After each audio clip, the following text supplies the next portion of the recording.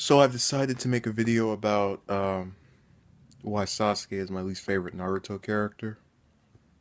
And I also apologize in advance because I just got through laughing, which I definitely needed given the content of today for a portion of it at least.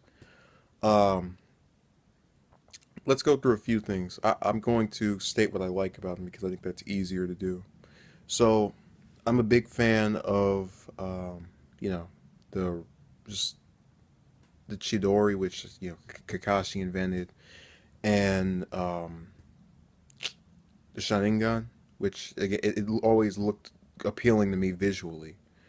And I have to say, for the start of the series, from the start of the series to, I want to say around the time of Gara, after that arc ends, following the tuning exams, I actually don't mind his character that much. I still didn't really think he was that cool because it's, whatever. I've seen angsty teenage guys or just angsty guys all the time. That's another thing I've noticed. I think part of the problem I have with his characters because it reminds me of so many other characters to the point where I kind of know where it's going, but it's done in the worst way.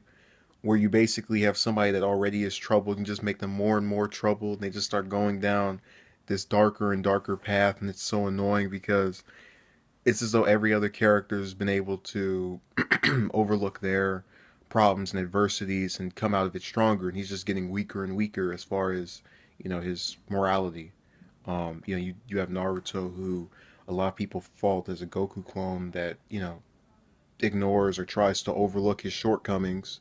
Same thing with Neji, Choji with the whole no friend background thing until Shikamaru came around, who was also lazy at one point but overcame that.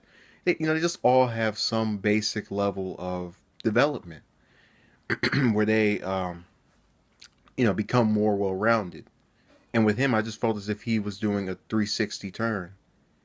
And I get the whole story element of, oh, I want this cool guy that is great, but whatever. It just didn't work for me.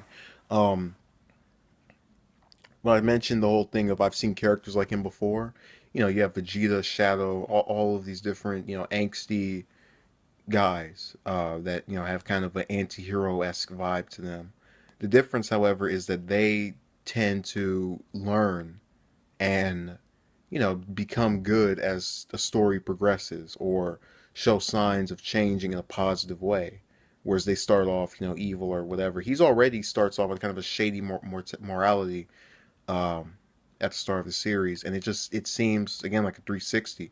But I'm gonna get into different things I don't like. So one thing I've always hated about his character, and it's kind of a fault of a lot of Naruto characters, but especially his, because the others tend to just be, they're not there for an arc or two. They're doing something else, or there's some, in-universe thing that they could be doing. You could just assume they're on another mission or elsewhere. And that's the reason you don't see them for a couple of chapters or a volume or, two or three volumes. Basically, my issue with him is that it seemed to me when I was reading the manga, because I never really noticed it watching the show, that he disappears for arcs at a time, or not even, it was just repeatedly for no reason to me. He's obviously there for the Land of Waves arc and most of the like early tuning exams up until we get to the actual exams as far as after his first competition, and after that he just disappears. You don't see him for in a show that's what 20 episodes, and in the manga it's about 3 volumes. And I never noticed that how long it was until I actually read the source material, because it really shows you that when you cut out filler and other little things that might make it seem longer, it really is long. Um, because again, 3 volumes he was missing from, and that's ridiculous to me, especially for someone that's being promoted as a main character and featuring all this source material. But that's not even my main problem with him disappearing. It's also the fact that uh, you have all these in stories references Sasuke this, Sasuke that, and it's mostly Naruto and Sakura doing that, which I guess you could argue makes the most sense. But there's no other character they do that for. Not even Kakashi. If he doesn't show up for a little bit, they go okay, whatever. Which thankfully he's around more, but still, I don't like that. because it makes the other characters feel as if they don't have anything better to do than worry about him. In fact, arguably my favorite parts of the series are where he's basically not in the picture. My favorite arc is always going to be the Sasuke retrieval one, uh, at least up until his fight with Naruto, and just even with that, it's kind of bearable a little bit only because that's really his only screen time in that arc. And I always liked it because I liked all of the other characters more and got to see more of them than him. I thought that was great. Um, but again, that's one of my issues with the whole disappearing thing. It's kind of like when people talk about with Dragon Ball Z how Goku disappears and you know Vegeta wants to surpass him. Well, one thing about Vegeta is he's always there. Like he's always around even when Goku isn't. So he feels as if he is a major part of not just the story, but the heroes or whatever. He's present. He's there when you need him. He's reliable. Um, Whereas with Sasuke, it's the complete reverse. Basically, I'm just getting at the idea that they talk about how these characters are alike, but then they differ in their number of appearances and just you know their progression. One becomes, Vegeta's case, good. The other becomes, in Sasuke's case, bad, and okay, and then sort of bad, and then okay, and then evil. Apparently, I don't know. It's just and that's something they play around with his morality too much. I had the author about I think early of 2014. He was asked whether Sasuke was good or evil, and he said he was a very pure person. And it just always seems so bizarre to me that you couldn't just outright say it. Just say, is the guy good, is the guy bad? I know we can't have like a whole, you know, there's a gray area at some point with some characters. Just say he's an anti-hero. That's all he had to say. And it would have worked. Or anti-villain. Maybe he's a bad guy that won't mess with you unless you mess with him. I don't know. Just, he could have made it so much more simpler to understand than what he did. And because of that, anytime I saw Sasuke, I just said, okay, am I supposed to be worried? Am I supposed to be scared? Is he going to do something? I don't know. And they never really allowed for me to know. Um, that's one other thing. The other part I don't get is why didn't he die?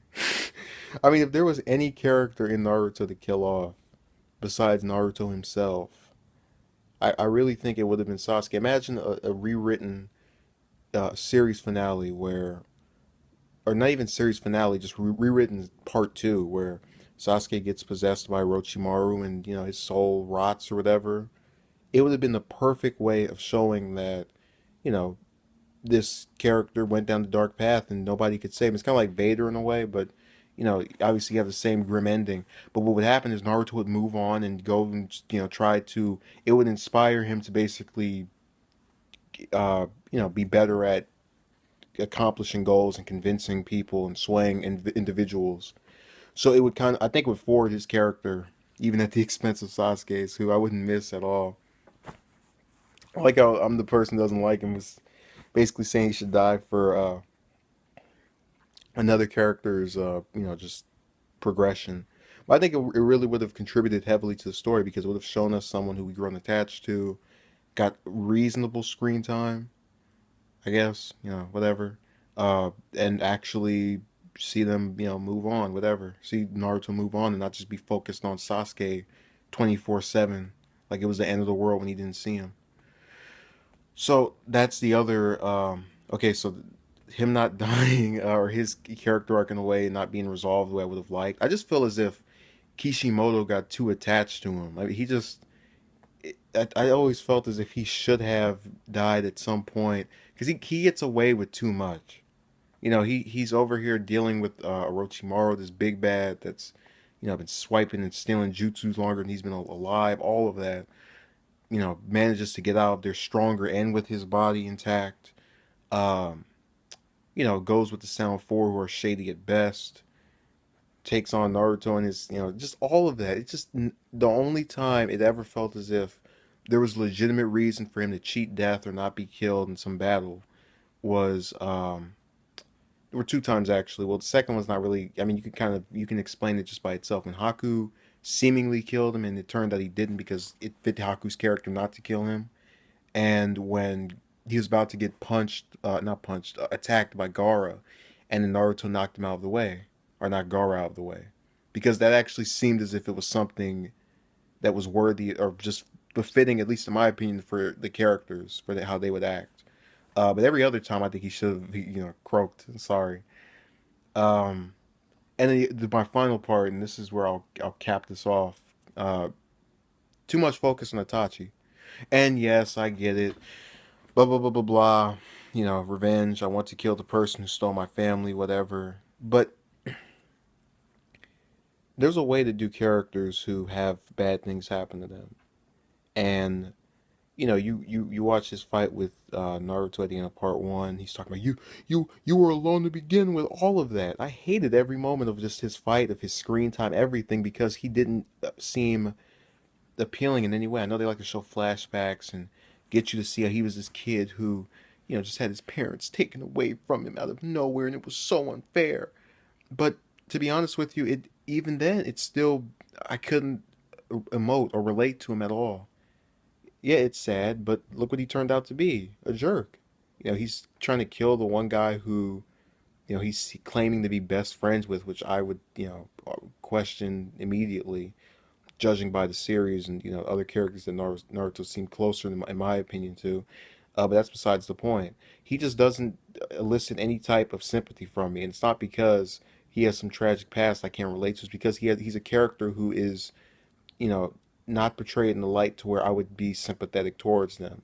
I always thought of Batman and how his parents died, and the thing of the difference between Batman and Sasuke, and I know like people also like to make a little, again, the dark guy comparison, is that Batman moved on.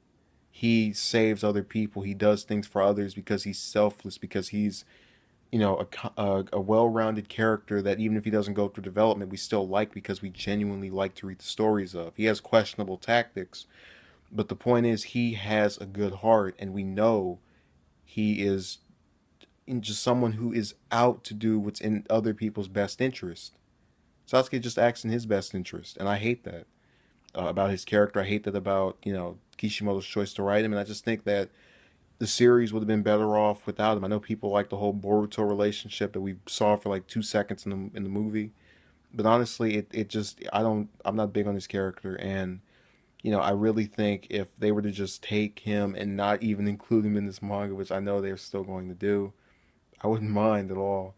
I know it's messed up to say because he's such a wonderful, long-standing, iconic Naruto character, fan favorite, which I would beg differ. I don't know what people in Japan see in him. I get what they see in Vegeta, but that, and Naruto and everybody else in that series, but not him.